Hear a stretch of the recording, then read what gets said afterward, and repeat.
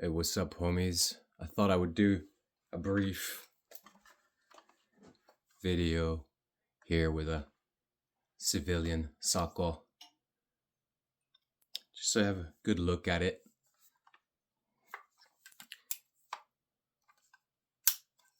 That's how I would change it. You got the different ranges. This is, and then you kind of push it up with your thumb like that. You do switch a lot between the sort of AK style iron sights and the peep sights. It really depends on how intense the jungle, so to speak, is. And if you're really intense, you can even flip up the front one. They're not really used for their night sight capabilities. At least I didn't really use them that way.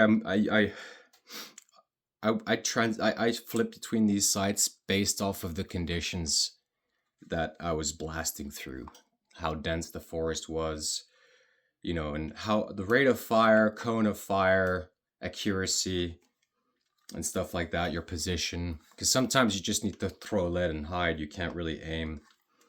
The civilian version doesn't have the same safety selector as the one in the army, so, but it feels pretty good still. Mag, it's just a basic. You can fit any AK mags in here. The way I reload is I come in from the back like that, right? So you put it in like that, you see? And it naturally, this won't go and push into this unless you force it to, right?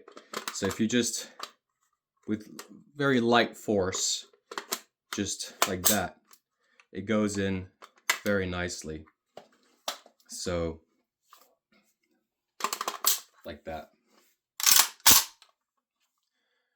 I'm not going to take the gun apart today, but I thought, you know, just so y'all can see a quick video.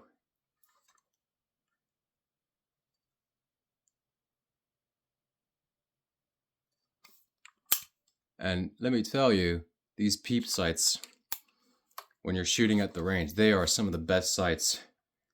I mean, these are hands down like probably the best sights ever made for an infantry rifle. They are absolutely, they are really good.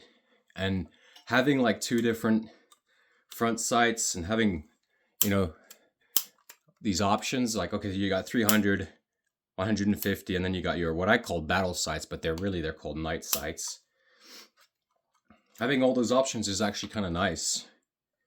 One thing that in the army that was, so in the army I had my own like Sako. This is the civilian one that I've been shooting since I was, you know, I've been shooting this one 10 years before I even went to the army. So I've shot thousands and thousands of rounds, both civilian, competition, and military with this rifle. So I'm probably like one of the only people in the world that really truly has like full, I mean, anybody, you know, anybody with more experience would have gone to war and shot people with it. And I don't know, there really isn't that many of these that have seen like proper conflict, you know. So the barrel is extremely thick. I mean, it's like no joke.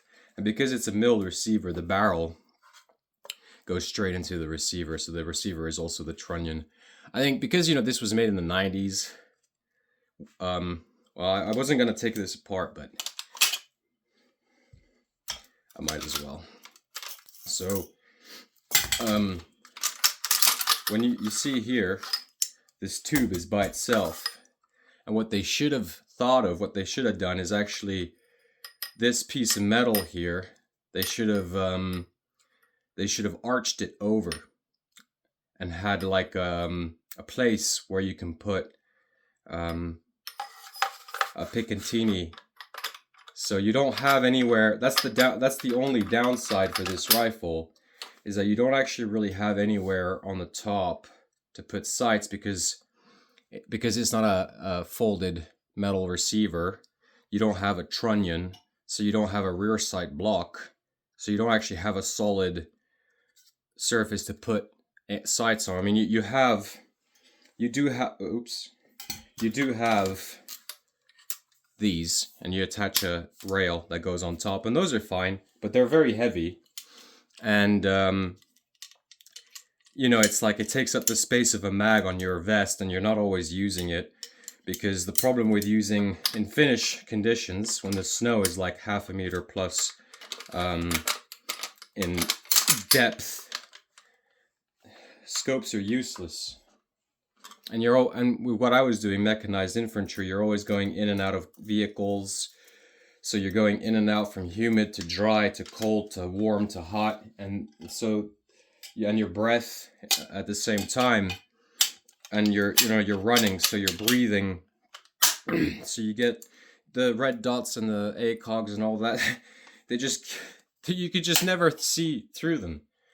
I think if you wanted to have a scope or for full winter, it would need to be so large, the lens, and it would have to be like pretty small, but it'd have to be really, really big, because you're constantly, there's always shitloads of fucking snow caking it and stuff. And what I had a stick. I kept a stick in here, and I would pull it out to kick the snow out of the front sight. That's why you were forced to use the AK style battle sights, because there's really nothing you can do when this is caked in snow except like blow through it a few times until the peep sight is clear. So the winter is pretty rough if you don't have like basic AK style iron sights, especially fixed sights that are built into your gun, because that's really that's going to be kind of the only way you can go about it. So like this, isn't that clever? This style of loading I invented myself. I've never seen anybody do it. I teach it to everybody. And I picked up an AK-74 a while back, and you can't do it.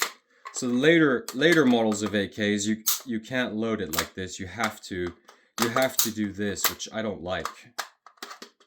But the nice thing, of course, with an AK is that when you hear that click, you're confident that it's locked in. You don't really.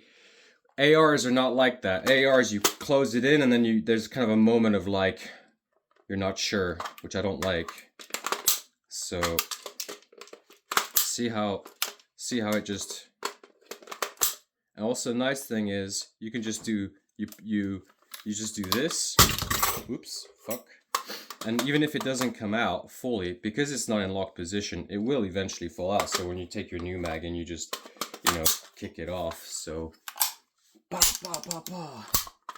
Like so. And if you're loading with your right hand, if you're in a prone position, you see, you go in from the back like that, and this wedge will place the lock where it belongs. So like that, and then back on. So I don't know, it's a cool gun.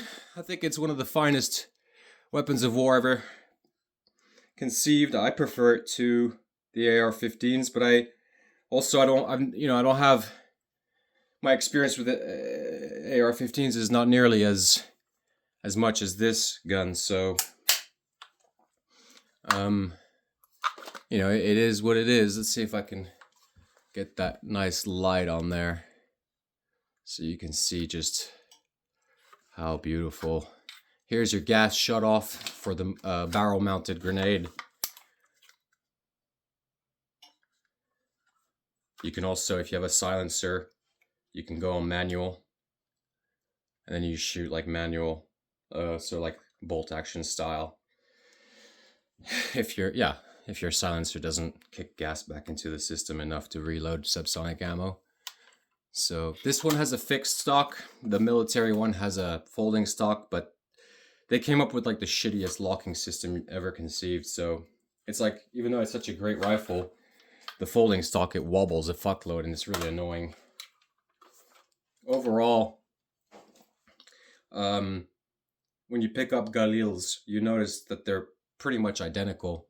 So if you want to experience what it's like to shoot something that like the Sako 95, a 7.62 Galil Israeli is going to be your closest bet.